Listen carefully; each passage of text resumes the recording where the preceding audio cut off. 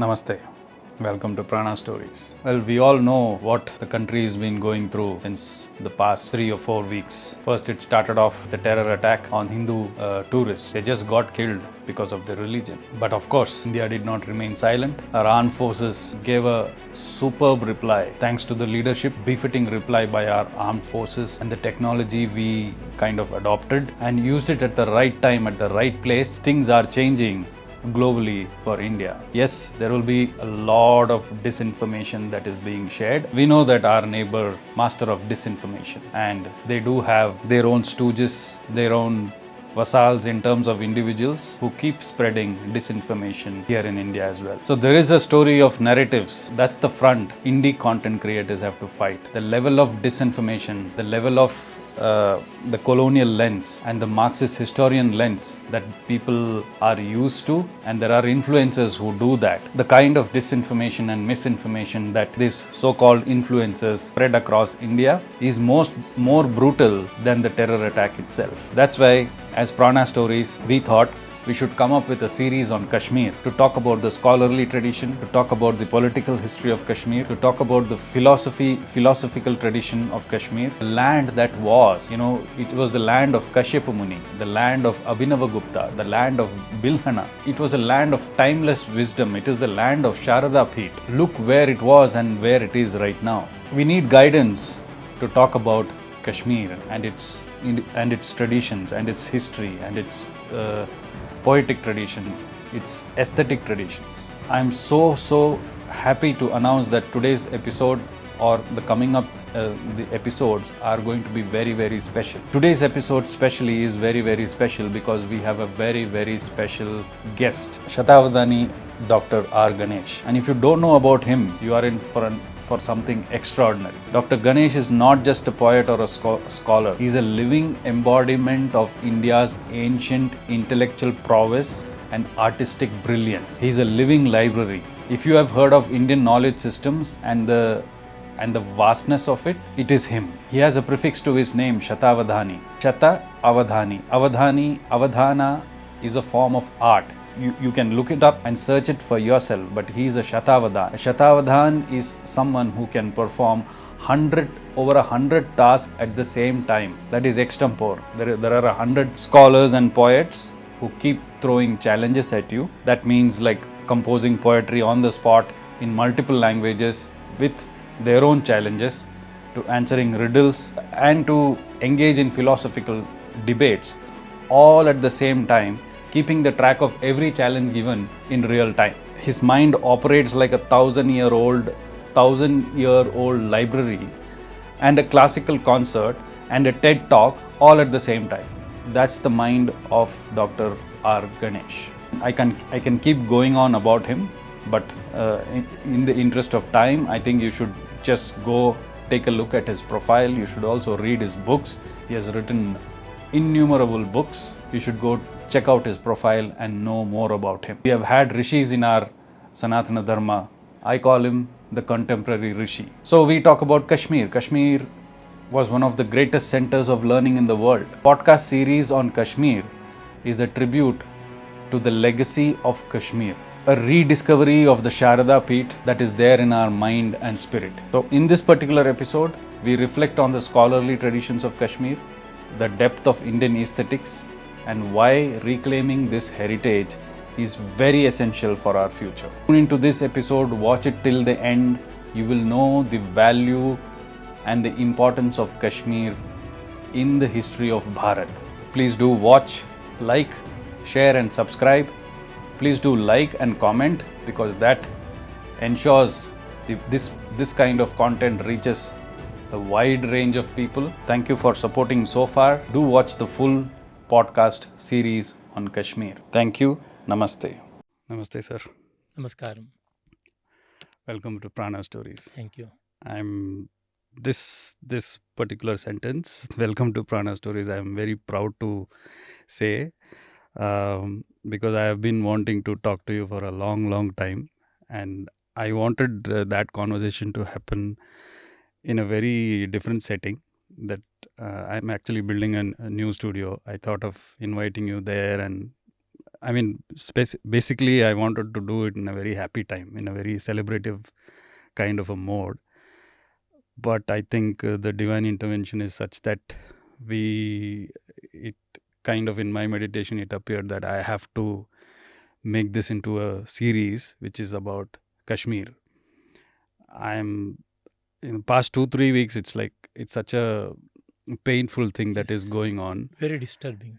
So I mean, when I think about Kashmir, the little that I know, whatever that land was, it really hurts me to the core that such a land, it has become so much, and it is in an irreparable kind of a condition right now. Whatever is happening is just just to avoid a little more damage to but the land itself was such a precious, rich land in terms of knowledge and the contribution that it gave to our country.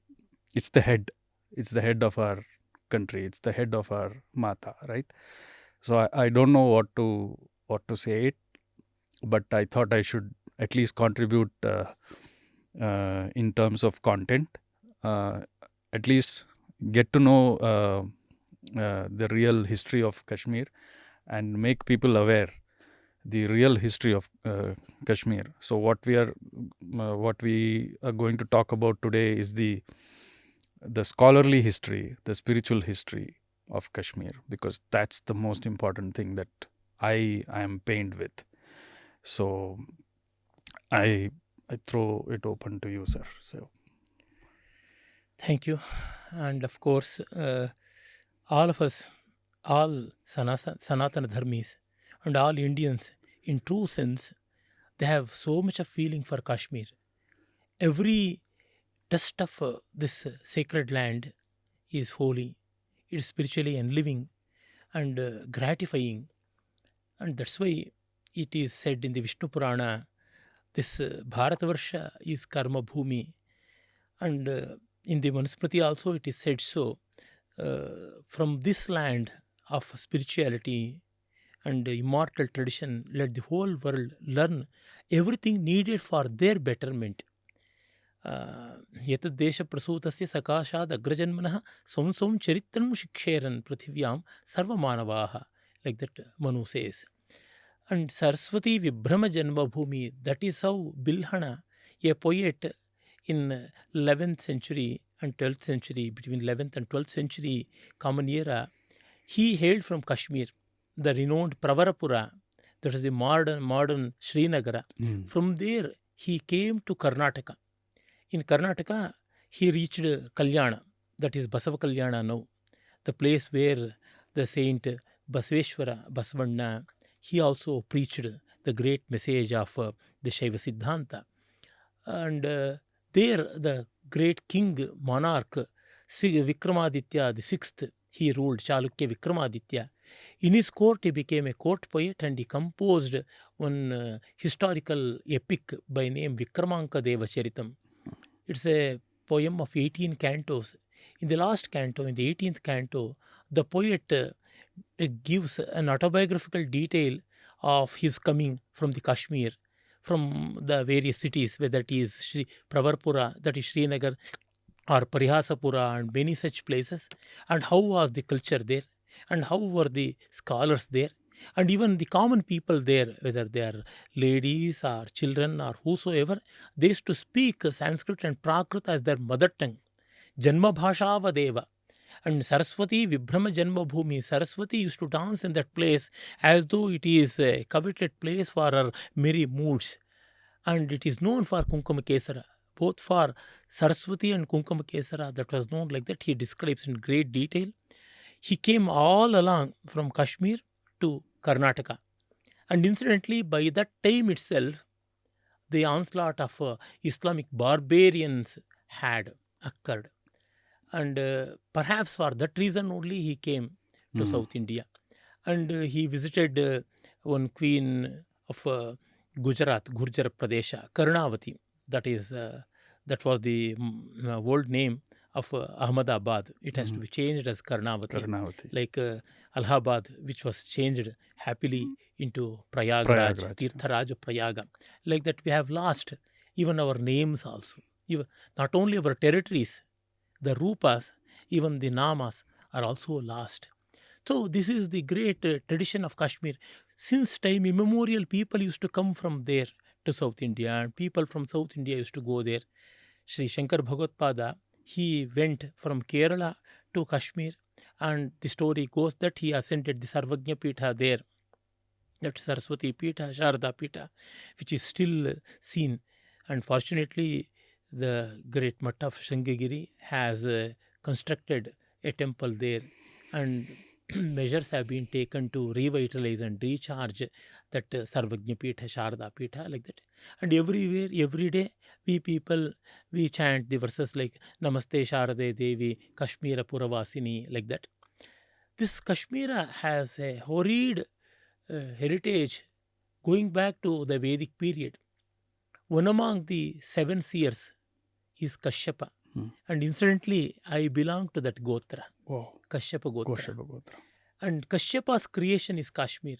Earlier, the whole of that place was an inland ocean. In the Vedic literature, it is said that was Sharyanavat Samudra. And then in the Nilamata Purana, a work which is very popular in Kashmir, written in Sanskrit, and there it is said, Kashyapa Prajapati, he created this land, and there the whole thing was a big lake, inland sea, that is Sati Sarovara, meant for Parvati. And there a demon used to reside, and that is, his name is Yaladeva. And Kashyapa drove away him from that place. Like the demons who are now there, they have to be driven away. That's what I sincerely feel. And then the land was created. So from Sati Tirtha, Sati Saras, the whole land came into existence. Kashyapa's place, and that's why it is Kashmir.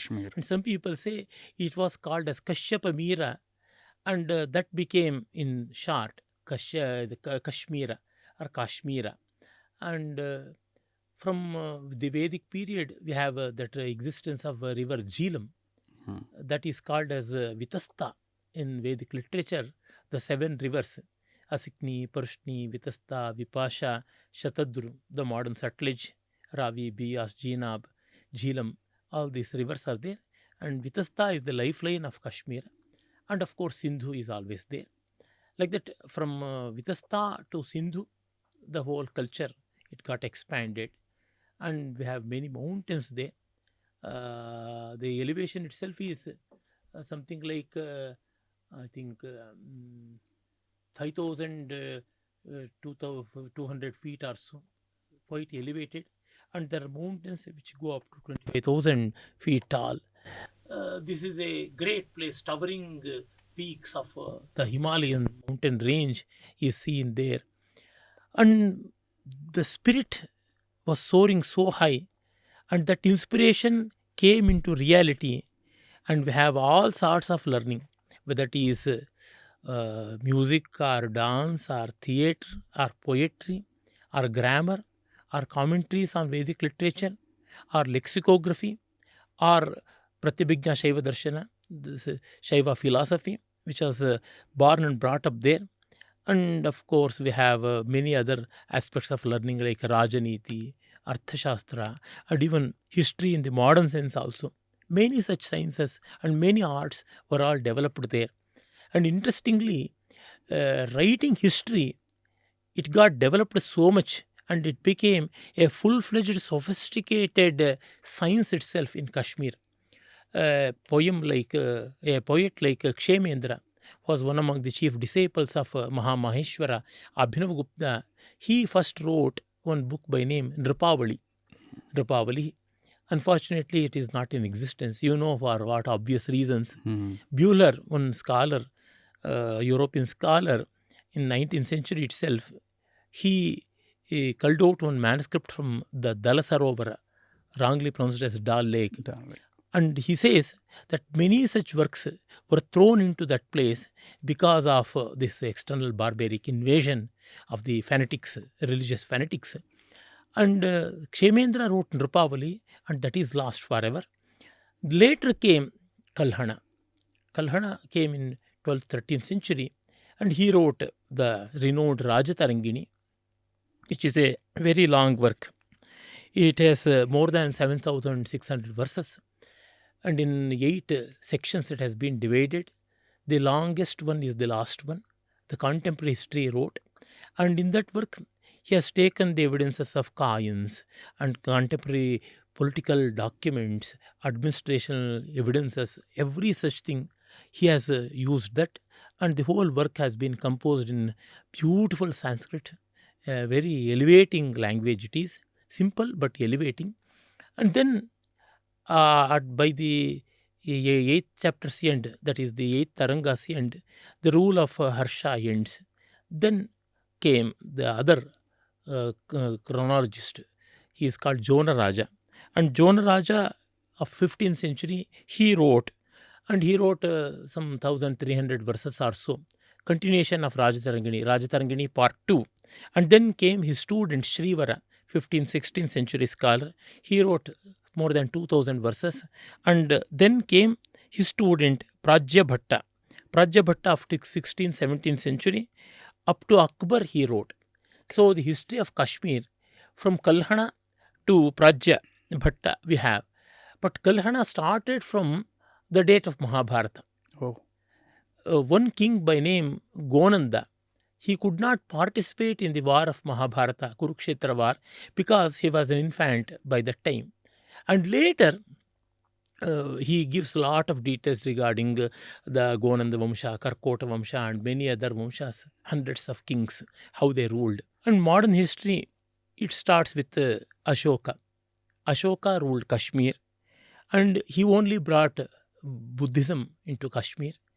And Buddhism and Sanatana Dharma, they coexisted peacefully and happily in Kashmir. And this should be known well. This should be clearly understood. Any mata, any system of philosophy and any system of worship or any system of life that can coexist with other means it is basically of Indian origin. Whether it is Jaina or Bauddha or even Charvaka or Shaiva or Vaishnava or Shakta or whatsoever, there are Shanmata, Saura, Kaumara, Ganapatan. All these, they coexisted with least hindrance to each other. Here and there may be some hiccups, but they are not pronounced. Yeah. And even the leaders who propagated these matas, they were peace-loving people. They followed sincerely the vrata of ahimsa, like that it went on. And Buddhism went to Kashmir. And we have many Kashmiri poets and scholars who learned Buddhism and Buddhist texts, though they were devoted Sanatana Dharmis. For example, the great poetician and aesthetician by name Anandavardhana, he was a devout Hindu, Sanatana Dharmi, who was devoted to Vishnu. But he had no reservations against Mahadeva or Shiva. And he wrote one Buddhist, he commented upon one Buddhist commentary, Dharmottari, that is Dharmakirti's Pramana Vinishchaya. On that Pramana Vinishchaya, he wrote Pramana Vinishchaya Tika. Unfortunately, that work is lost, but he clearly mentions that it is being written. And Abhinavagupta's one among the chief disciples, earlier I mentioned, author of Nripavali, Kshemendra, a polyglot and polymath, he wrote Bauddhavadana Kalpalata, a work on the good deeds of Bodhisattva. Bodhisattva is Buddha in awakening, Buddha in making. Buddha means one awakened person is Buddha. Bodhisattva is yet awakening. And the virtues of Bodhisattva and the good deeds of Bodhisattva, all that he wrote. More than 100 stories he has written there. The last story was written by his son, because by the 99th story itself, his life ended, Kshemendra, and his son Somendra wrote. It is a Buddhist work. He was born into a devoted Shaiva family, devoted Shaivites, but he was a Vishnu Bhakta, and he had one pen name of him, Vyasadasa. He was deeply loving Mahabharata, and he wrote a abridged form of Mahabharata, retold, a very beautiful work. And like that, I'll be coming to those details later. In that way, so-called religious harmony, we say that is Matiya Samarasya. religion and mata are different. Dharma and religion have no connection. Yeah. And darshana and religion have no connection. So these are all the things which you have to understand first. Like that, Buddhism went to Kashmir by the time of Ashoka, and then Kanishka of the Kushana dynasty. Many people in that dynasty also ruled Kashmir, but they ruled peacefully. They had preference for Buddhism, and yet they ruled.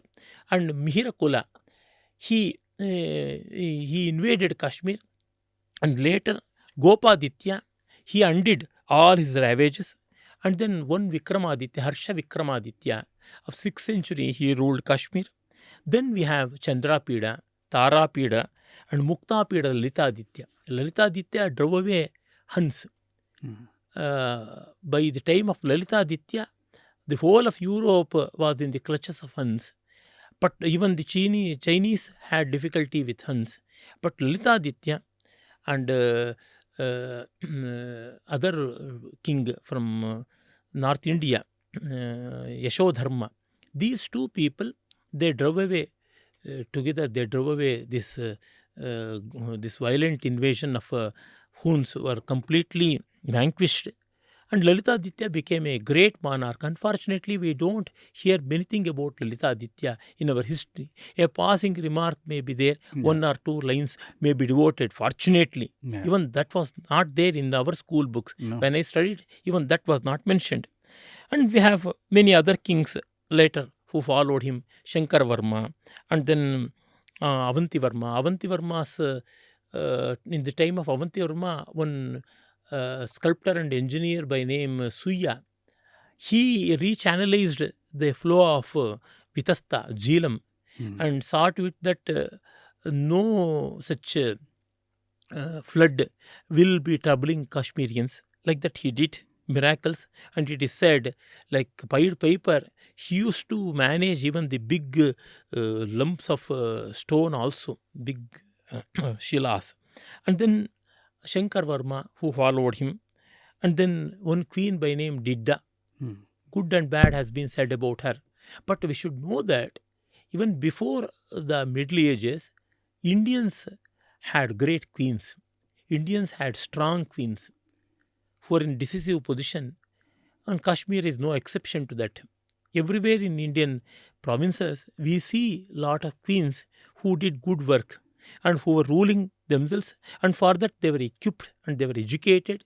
That speaks a lot about our women awakening and sense for women prestige and pride and women education. Then we have Rinchana, the prince who came from Tibet, who was a devoted Buddhist. He wanted to embrace Sanatana Dharma, but it was not possible to accommodate in which varna. This was the problem, and that's why he got converted into Islam. That is how it is being said. Okay. In Rajatarangini of the later authors, not of Kalhana. After that, this happened. So these are some of the problems within Sanatana Dharmis being closeted. We should not bother about the Vishesha Dharmas. When the whole country, when the whole dharma is in distress, when it is being challenged by the barbaric invasions and barbaric fanatic religions, we should first take care of the Samanya Dharmas. And Vishesha Dharmas, they follow by themselves. And Varna Dharma or Ashrama Dharma is all Vishesha Dharma. Samanya Dharma is universal. Varna Dharma and Ashrama Dharma, they are all Vishesha, means they are all tempered by spatio-temporal constraints. Like that, it goes on.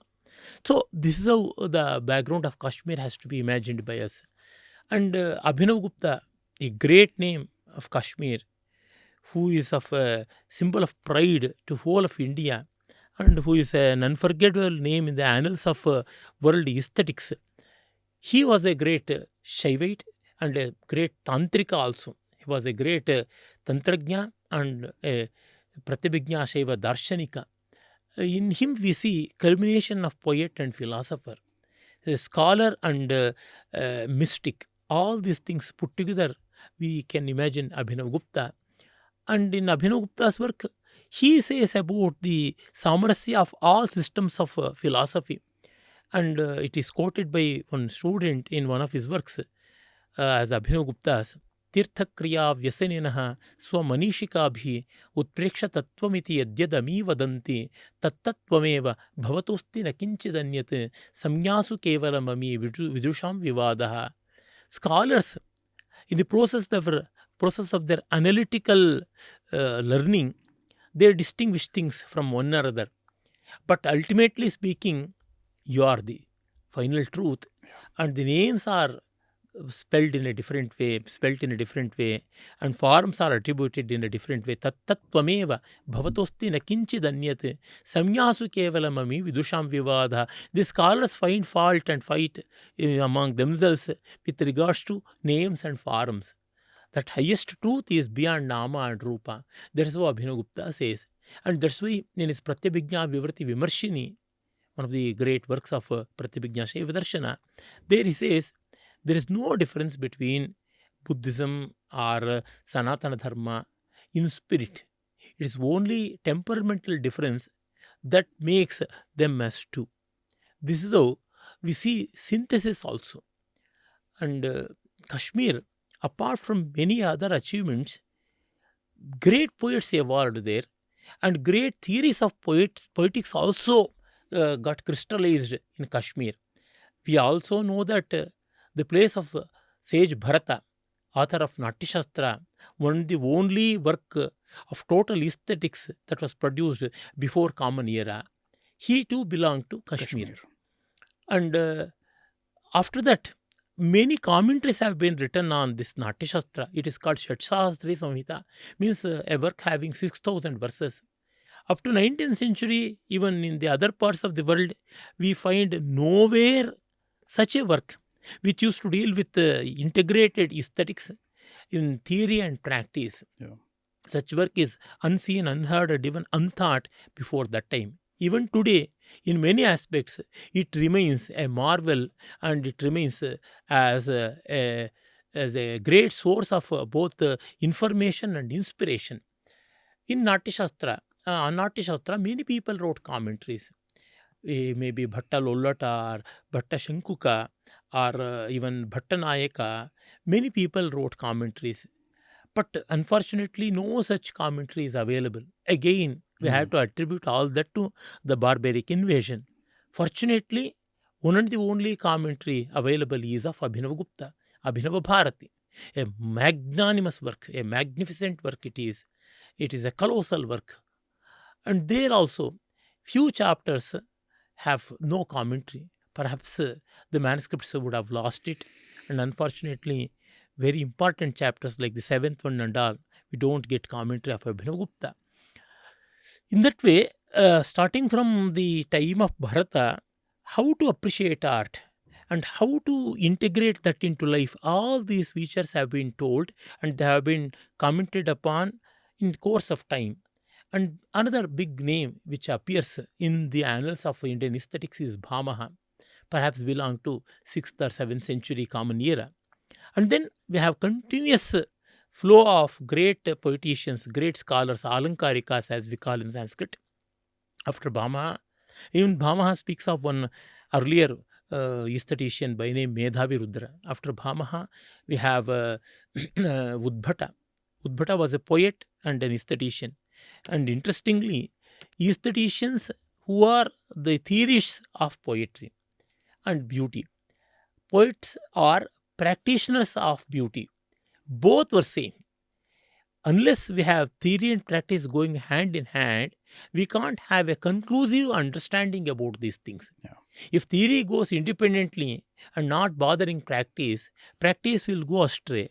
And practice, if it is not inculcating theory, it will become an anarchy. Yeah. And in that sense, both theory and practice, they are two banks amidst the flow of enjoyment, ananda, rasananda should go on.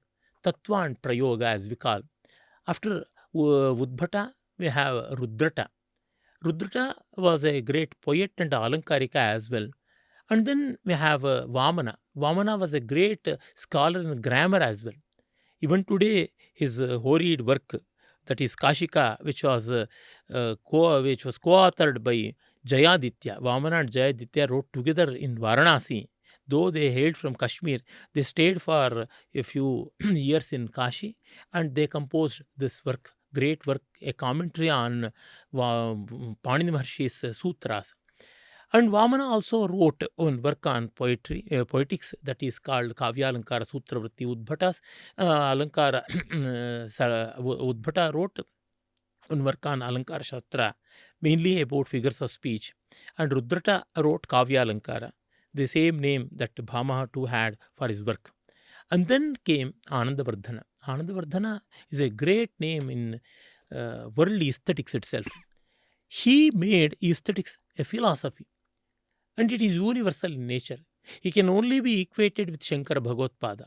How Shankara Bhagavad-pada stands unquestionable in the world of Indian philosophy, so is the position of Anandavardhana. And on Anandavardhana's Dhvanyaloka, we have many commentaries.